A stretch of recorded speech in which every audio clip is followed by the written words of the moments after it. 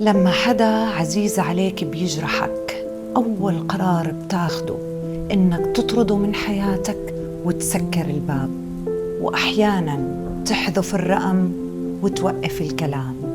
ويمكن هالقرار صح، بس في غلطة كبيرة يمكن ما تنتبه إلها.